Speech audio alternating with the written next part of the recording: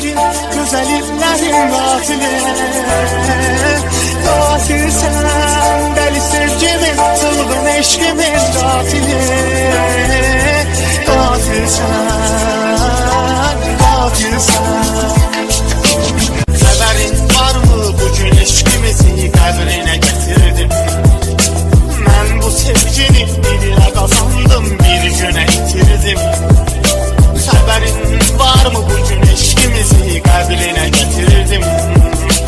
Ben bu sevgini birine kazandım, bir güne itirdim. Ağrılarından geceler yatmadı, kolumda tam verdi, elim satmadı, bitirdim, bitirdim. Ağrılarından geceler yatmadı, kolumda tam verdi, elim satmadı, bitirdim, bitirdim. Katil sen, senli günlerin, güzel illerin katili. Katil sen, deli sevgimin, çılgın eşkimin katili. Katil sen, katil sen. Değiştim artık, gaddar birinin zəhminə büründüm.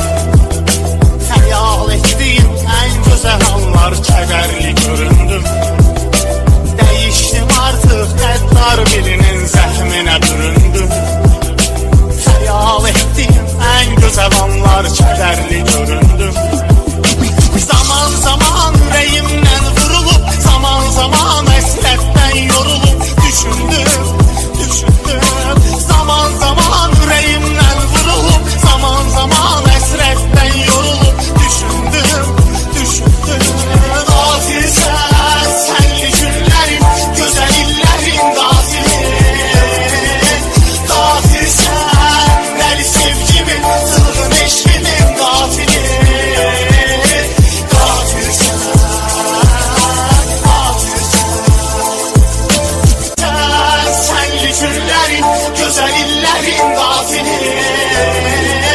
Katil sen, deli sevgimin, çılgın eşkimin